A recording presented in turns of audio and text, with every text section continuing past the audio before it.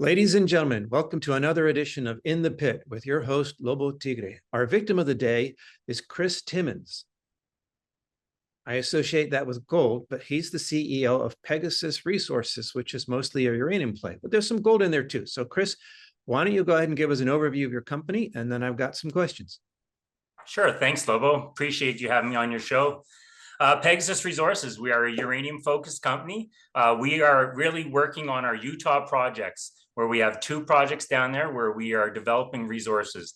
We have historically drilled property that we're just trying to really bring the historically drilled excuse me, starting off rough here this morning.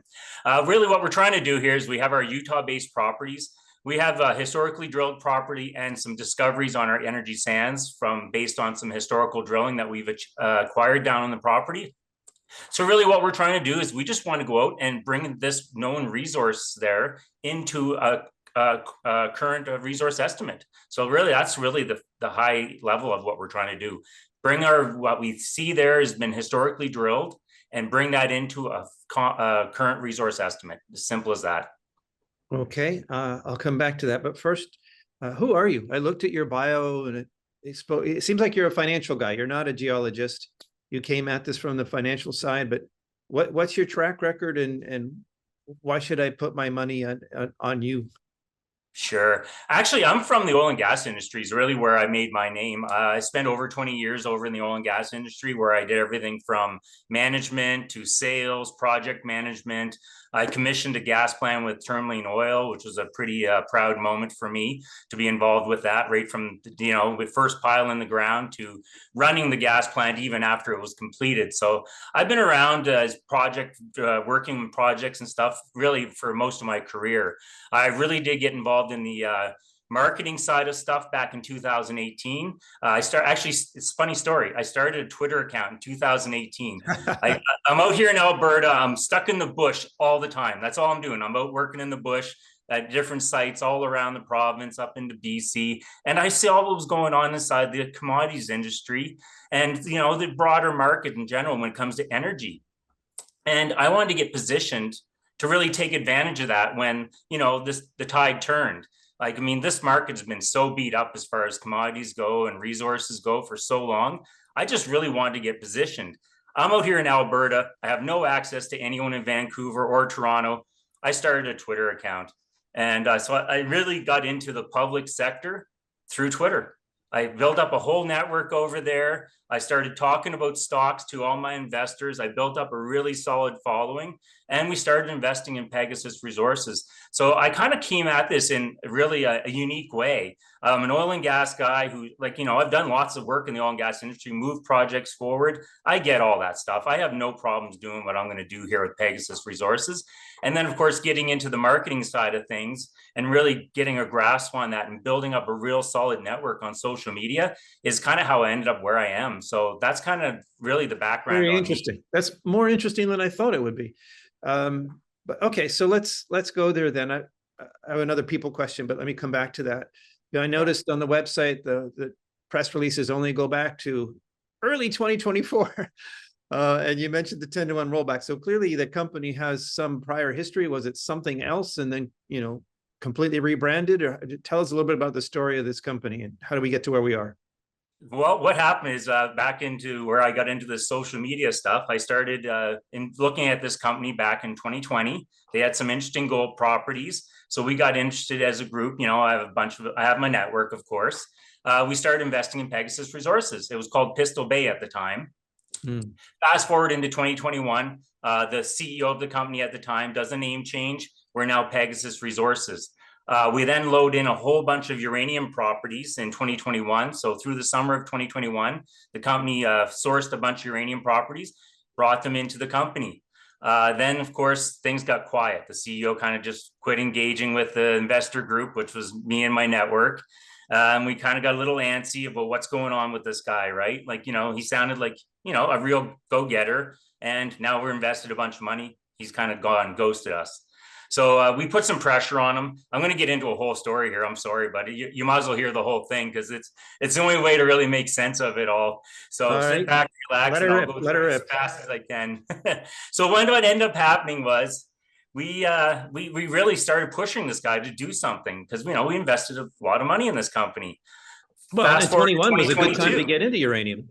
It was a great time and great projects. Athabasca Basin, the stuff we had in Utah was looking really good. So, you know, we're excited as an investor base. We were very excited and we made it known across the social media and everything. Then in 2022, we started getting pissed off, to put it bluntly. We started getting pissed off. We pressured the CEO at the time to put me on the board as president and try to work with the company internally to move these projects forward. What that did was show me the CEO really had no interest in being an operator. He wants to spend his time sitting around socializing, not running a company. So what happened was in 2023 was fastly approaching. The AGM was announced. We approached the CEO and said, look, we're voting you at the AGM, or you can step down peacefully. So he resigned from the company in February of 2023. And that's kind of how I became the CEO of Pegasus Resources. So we haven't rebranded the company or anything. I took the name that we had and just built it back up from there. And that's where the share rollback came into the picture, back to where your original question was. We ended up doing a share rollback in March of 2023 because we knew we had to go out, repackage this company and find a whole new investor base. And that's what we've been doing since I took it over, is just really starting from square one, rebuilding the whole investor base right up again from the bottom up, and doing all the outreach that goes with it. So it's been a very busy year and a half, almost 2 years now for me, but it's been a great ride. And I have to say, I am loving it, even with the trials and tribulations. Well, that is an interesting story. That a lot of ways I could go from that, but let's get back to the people for a moment. You know, oil and gas, it's energy, but you know, uranium mining isn't quite the same, even if it's sands. So I assume that Mr. Strickland is the geological mind here that's going to figure all this out and add the value on the ground. No, what we're going to do, we're going to bring in a full-time geo when the time is right. For now, we're leaning on guys like Derek Strickland, Jody DeRouge, Mike Magrum. We have lots of guys on the board that we can lean on, and that's what we're doing right now. It's expensive to bring a geo on board full-time. We're a small company with hasn't even done a drilling program under my leadership yet. So for us to bring a geo on full-time at this point really didn't make sense, and the budget wouldn't allow it, honestly. To get a half-decent geo, I can't offer him, you know, dust and dreams, right? He wants to know he's going to get something for his efforts to come in and help us. So no, we are leaning on our guys that we have on the advisory board and our board of directors at this stage. Once we get this drilling program up and running, though, we are going to go out, take those same gentlemen, lean on them to find us a proper geo that can come in here, really help us put the story together, present it to the public. I want someone who's going to come on board Pegasus as a team player and really want to move this project forward as much as I do. So we will find a full-time geo to come on board. It's just a matter of when the timing's right. Okay, so sorry, I gotta go there. You're gonna drill, without your words, a proper geo, and presumably that's not insane because you're gonna do confirmation drilling of historic resources, or what? Yeah, Why well, is that not silly? well, we have the geo team. I want to have someone who can devote full time to us. Mike Magrum, Jody DeRouge, all those guys, Derek Strickland, they all have jobs that they're doing currently. So they can come in, help me out, get this project up and running, and then I can bring in the full-time guy who will really live and breathe the project. So for this first stage, yeah, those gentlemen are perfect for what we're doing. They can give us the basics that we need to get this program up and running and make sense of it and really do what we need to do to define this historical data. Then we can use that and bring in a real full-time geo. So yeah, I appreciate that we need a full-time geo. It's just a matter when the time is right. And in the short term, we can lean on the guys. We have a very solid knowledge base behind us that we can lean on and get this ball rolling.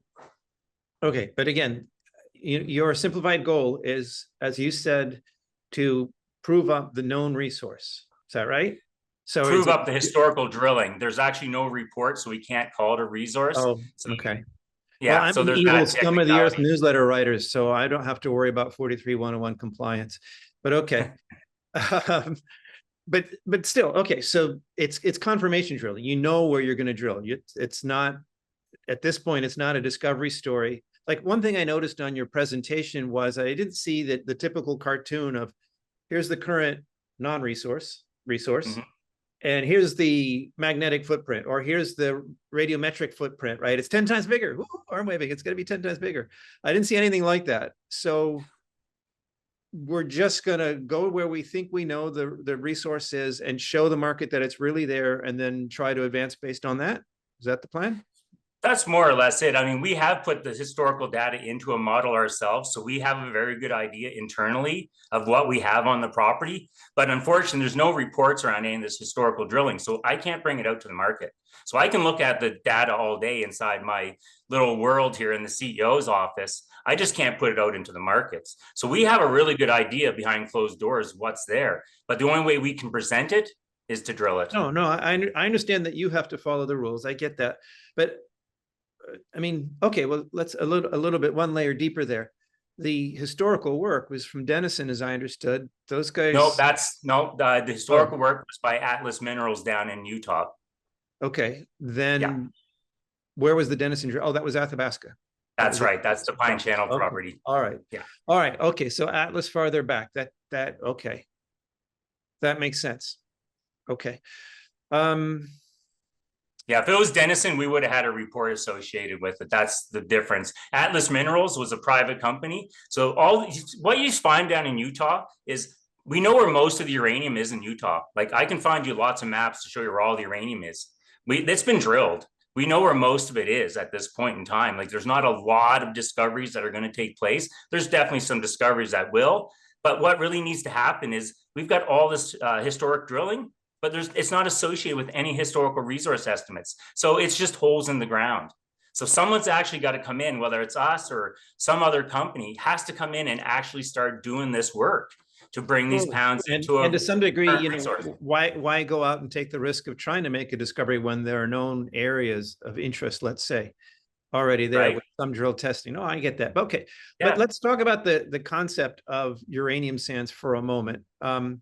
I have heard this story for a couple decades now, and in many ways it makes sense. You don't have to hard rock mine and have all those expenses, and you're really just washing gravel, and you're doing the locals a favor, getting rid of their uranium, so they don't have to worry about radiation. Yeah. But I've never seen one of these projects actually go into production. If it was ISR, okay, I've seen that happen. If it's hard rock mining, okay, I've seen that happen. But this idea of, oh, we've got, you know, alluvial material, as it were, near surface, and it's going to be easy, and therefore the low grades are okay. I've just never seen that move forward. So help me understand, why is that, and why do you think this time might be the charm? Well, there's actually producing mines right now in Utah. I mean, Energy Fuels is working some of their mines. Not all of them are in Utah. One's in Nevada. Yeah, but they're not energy sand. They're not gravel mines. But we're going to be pretty much the same. We're going to be underground on our stuff. Well, then I'm misunderstanding something. It's going to be hard rock. I read energy mining, sands, and I think, you know, like a dredge operation. Oh, no. We're going to be underground mining. This project, here's the story, like the background on the Jupiter project, which is our flagship one down there in Utah. Okay. So Atlas Minerals came in and they drilled this whole thing out in 1970s into the early 80s with anticipation of actually mining it. So right to our southeast is called the Probe Mine. So the Probe Mine was actually slated to mine all of Jupiter project, which is the one we own.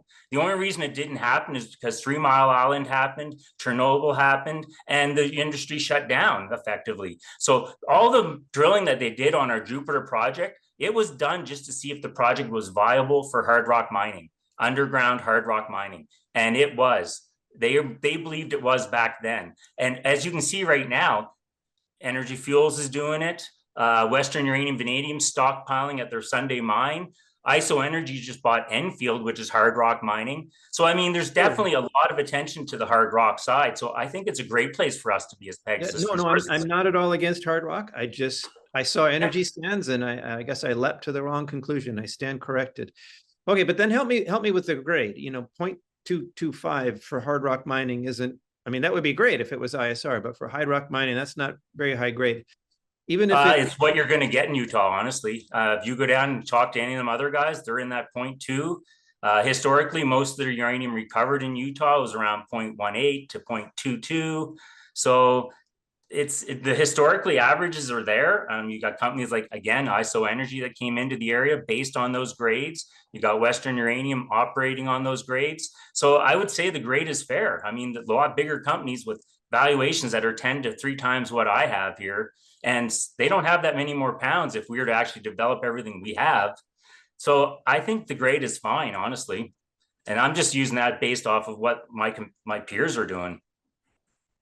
Well, ISO does have 75% uranium somewhere else, but okay. For sure. But they bought Enfield though for the hard rock access and the mill. And the mill. It's which processes hard rock. all right. Well, maybe that sort of segues into my next question is 5.5 million pounds doesn't really seem big enough to matter. If that had occurred within, as I say, this cartoon of, okay, here's our known not compliant resource area, and here's the, the footprint, it's 10 times larger, then I could see that being more persuasive. But 5.5 million pounds, it doesn't look like a standalone project. Is the idea to get taken over by ISO or to have a toll milling arrangement, or conceptually, if this even works, or if you find that it's there, what do you do with it? Two sides of that story. Our 5 million pound target is just in-house, is a conservative target that we've created based off of what we see on the property already. That number can go higher through drilling, and I think it will with drilling on the project. How high, I'm not sure. There's also the potential that there's a 3-kilometer gap between our Jupiter project and our Energy Sands project. We have the ability to fill in that gap through staking and deals with other landowners, and there is lots of uranium between there and there. The probe mine owner also owns some of the land between Energy Sands and Jupiter as well. And that's actually owned through a subsidiary of a bigger company. I believe it's Encore Energy owns the probe mine through one of their subsidiaries. So that probe mine sitting right at the edge of our property, which again was slated to mine Jupiter. So all the pieces are there. I agree. 5 million pounds doesn't sound like a lot, but 5 million pounds will put that mine back into production at the end of the day. It's enough there to justify bringing that back on, especially when you consider that there's going to be more pounds to the south of Jupiter, which we want to put into Pegasus at some point. And we know Energy Sands will have some pounds on it as well. So it is a time, like, it doesn't make sense for us to go and grab all the land up with a market cap of under 5 million. By the time we were done that, we've diluted ourselves down to nothing. We'd be trading at pennies on the dollar, and we would have an even harder time raising money than most juniors do in this market. So it's a fine line to walk. We're trapped in a valuation. North and south, then the land in between is going to be more expensive. We already have friendly deals with some of the guys that own some of that we can work with. And then the other stuff is owned by the probe mine owner. So at the end of the day, I think there could be a deal struck with those people as well. Why are they holding that probe mine all this time? Someone's been paying the BLM fees on it for a reason. They're not just holding it there for the sake of saying they own it, especially if it's Encore Energy. Encore doesn't need to hold the probe mine to bolster their market cap. I hear you, though. I've seen momentum explain a lot, but okay, no, I hear you. And that answers another question where I was going. If, seeing the two things, I was wondering, okay, does this become hub and spoke or whatever? But I get the idea. Back to Athabasca then, are you planning to do anything at all there, or just hold it until you get this other story farther along, or is it just all Utah? Mainly Utah. We do have to do some work with, mainly Utah. We do have to do some work up there to keep the project in good standing. We're only going to do the minimum, and honestly, we're going to option it off or monetize it in some way. We don't really want to be focused on the Athabasca Basin. I can drill in Utah for a third the cost per meter that I can drill in the Athabasca Basin. So again, why would I be spending? I can drill 3 holes in Utah or 1 hole in Athabasca Basin for the same dollars. So I think really the value for our investors is Utah. And you think you have a resource, even if you can't say so. So I presume then the same thing would be for the Icefield Gold project, rather monetize it if possible. We are going to monetize it. That's a great project, honestly. The geologists that look at it love it. It's very exciting. It's too complicated to get into without me doing all my homework again, because it is a lot going on up there. But it's a very exciting project. We want to spin it out or monetize it in some way. We already have parties that are interested in doing something with us on that project. It's just a matter of timing and financing to put the deal together and make something happen with it. It'll be a 2025 story for us. All right. Well, okay. So we won't spend too much time on it, but just to clarify, I looked at that, or what I could see, there's no drilling or anything. There's surface samples. It's a prospect. It's not a known anything. Actually, they did do some historical drilling back in the 80s. The results were really impressive, but we had low sample recovery rates. So they are questionable recovery on the samples. So we have to go in there and re-drill that to prove those out. And that is on our plans before we do anything with it. We do want to go up there, do a small 10-hole program, and just kind of test that historical stuff that was done in the 80s and see how accurate it really was. If that stuff's accurate, holy cow, very exciting. If it's only half accurate, it's still exciting. So either way, wave your arms when you say stuff like that. All right. Okay. So exciting. Back to Utah. The main focus this year, you want to drill in the historic area. And do you have the money in hand to do that, or where are we at in the process? We're in the process of raising that capital still. Yeah, we have a raise open right now. We've closed one tranche of a 1.5 million raise. So we closed 647,000, and we're right now in the middle of closing the last 850. So we're working on it. All right. Well, it's not my job to help you with that, but just since we're talking about it, is there a nice juicy warrant in there? You got a Catoosa warrant for 5 years, or what are the terms? We're offering so it's a 16-cent private placement with a 2-year half warrant at 20 cents. So it's a 20-cent half warrant, but it's 20 cents, and we're trading it anywhere, in that 17.5 range right now. So that warrant could get very attractive here in the next year, especially if we successfully drill this project. Okay. So, and you're seeking to raise how much with that? A total of 1.5 million. And that will pay for drilling the historic area that you want to do this year? It will, yes. All right. And we have the permits in hand. So if the news from the republic to the south of, no, I guess I think of you as a Canadian company, but the project's in the US, so never mind that. All right, but the political news in the US, let's say that roils the uranium markets or people are unsure. Is the first tranche that you've raised enough to have a start at that, or do a minimum, or do you really need more to get? No, we really need to close that second tranche to fund the program that we need to do for sure. So yeah. All right. And assuming that goes well, do you just turn around and what happens next, or is that a 2026 story? No, we're not done. So we'll get this drill program off. We'll say it takes us a week to 2 weeks to drill this stuff. We're doing gamma logs, so the data will be out in the public pretty fast. So we should be able to do a turnaround on this project from drilling to data into the market in anywhere from 3 to 6 weeks, depending on, size of the program. Couple weeks. So are you just going to twin some historical holes then, or how are you going to do that so fast? It's reverse circulation drilling. So we're not waiting on assays. It's dry hole drilling. We can drill anywhere from 2 to 3 holes a day, depending on the ground around there. So we can bang off a program pretty fast, actually, once we get it up and running. Okay. Not waiting on assays to site the next hole because you already know where you're going to drill all the holes. Okay. Yeah. And we're probing the holes. So basically what we'll do is we'll go in, we'll drill them, we'll probe them, we'll drill, we'll probe, and then we'll basically have the data instantaneously. It's just a matter of processing it, presenting it properly. Is there historic core or chip bags that you have CPS on to compare? No, they didn't do anything like that back in the day. So everything was just reverse circulation drilling down this area. But we have the gamma logs for a lot of the holes, and that's what we're basing our models off of. All right, right. So you'd be able to compare, and that's right. That's not enough that a niton gun would help. That you would just use the radiometrics. We would use the probe truck. You're talking nighttime gun, just mean shooting it with a spectral gun. Yeah, we can do that on surface just for curiosities, but we're actually going to let the gamma probes give us the hardcore data, the hard data that we're going to use.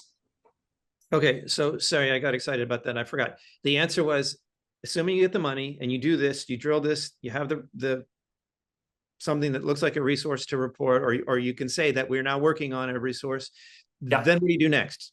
We need to raise money and go drill some more. Like we want to drill this project to explore for extensions, or no, to keep twinning these holes. It's going to take a few programs to get this all defined into a proper resource. So the 1.5 million is just a first slice of it. That's right. That'll give us our G&A, it'll give us a little bit of marketing budget, and it'll give us our drilling for our first program down there. We want to go down. What we want to do is go up and do a little drilling at Energy Sands, because there's a paleo channel down there with some really great high-grade uranium. We saw a return of 3.4%, 2.1%. So we saw some really high-grade historical drilling down at Energy Sands. So we do want to go down there, chase the paleo channel down, and see how much that is. So we'll probably put a couple, 3 holes, maybe 4 holes down in the energy sands. So twin the historics, see if that paleo channel is really there, which is what we're seeing with the ground sampling program we did and the historical data that we modeled, and then really go up to Jupiter and start expanding on that resource. So define it and expand it is the plan. Okay, but over the long term, of course. Okay, and expand it over the long term. But right now, you know, you're drilling, you can't call it a resource for regulatory reasons, but you're drilling something that you pretty much know is there. Yes. Therefore, anybody paying attention to you knows it's there. Why would you get a market re-rate if you come back and say, yes, it's what we knew was there is there? Are you having potential shareholders tell you, well, yeah, okay, but you know, prove it to me before I buy, or why would the market care? So why would the market care that we have uranium in why the would ground? they care that, well, uranium that you think you have already, and now you can say we have, you know, confirmation of a known story. Why would that get a re-rate? Well, we're under 5 million and we have 0 uranium pounds technically. So I would assume in any market where you can actually show you're developing pounds in the ground, at some point you're going to start getting some in situ value for those pounds. What that value is, it's impossible to gauge. I mean, and some people say it's $1. Some people say it's 25. I've read reports that say it's $5 for an in situ pounds. That's a guessing game at this point. But I don't understand why we wouldn't get a bump on the fact that we're actually developing a resource. I mean, how many uranium companies are out there developing a resource? 80%, 90% are looking for one. We're developing one, and we're actually going to start showing a resource getting built inside a resource estimate. So depends on what you mean by develop. But I guess my point is that it's not a discovery. If you're saying, okay, we're drilling here because we're pretty sure there's something here, and then you drill there and you say, yep, it's there. Okay, it's a step. If you're drilling in the United States, you're not making discoveries most of the time. You're really going in and doing historical confirmation. Like, go look at all the companies down there that are not in development stage.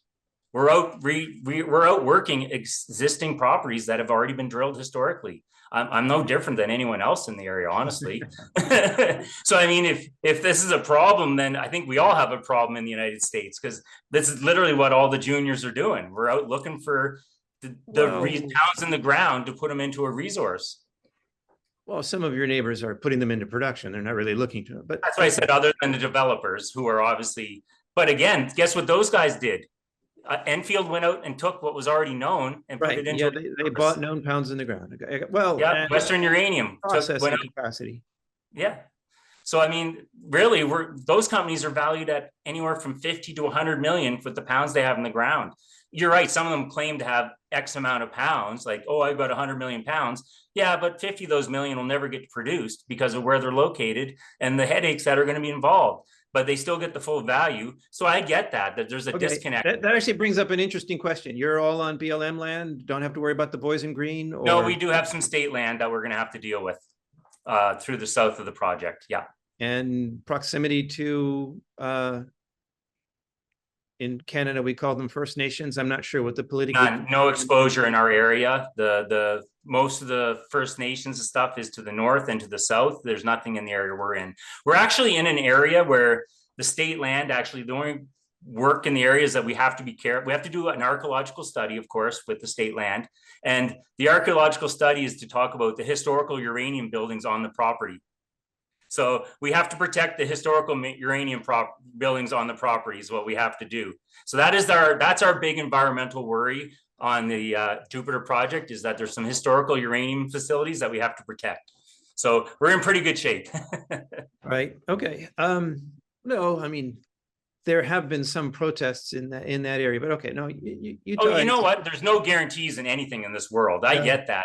But as far as like what you can see on the surface, the locals are very pro mining. They're very pro resource development.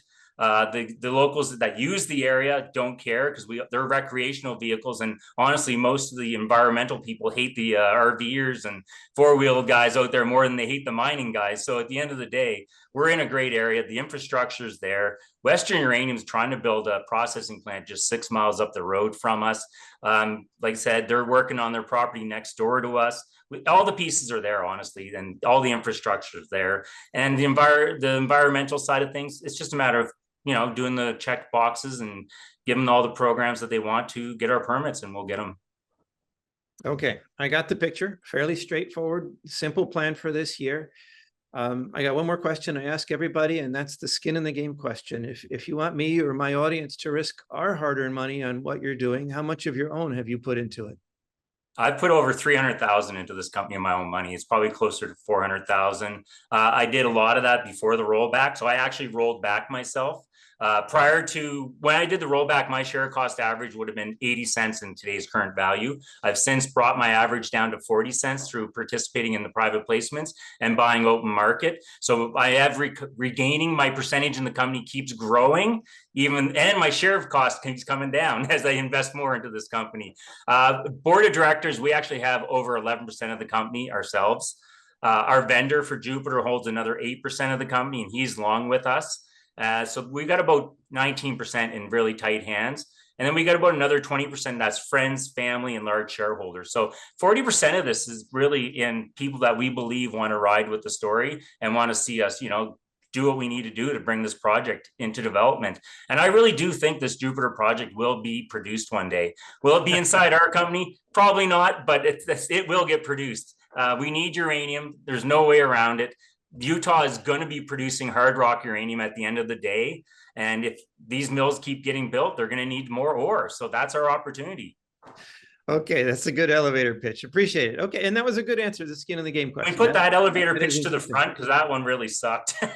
It's not often that people, that you see the CEO, bite the bullet with everybody else and get rolled back. So you can feel their pain. I appreciate that. I believe in these projects, and I just want to see them move forward at the end of the day. So and that's what we're going to do. All right. Well, keep us posted, and thank you very much. Thanks for having me on, Lobo. Appreciate it. Thank you for watching this edition of In the Pit with Lobo Tigre.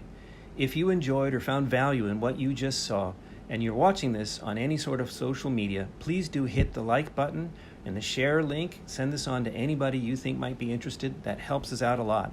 If you're watching this on YouTube, please do hit the subscribe button as well. The number of subscribers helps us get more valuable content to you as well. On the subject of subscribing, I'll quickly say that if you're not a subscriber to our free weekly Speculators Digest, I encourage you to sign up. I promise if you do, we will not send you a flood of daily advertisements. You get one free weekly digest with original research not published anywhere else. Check it out at independentspeculator.com. Thank you and have a great day.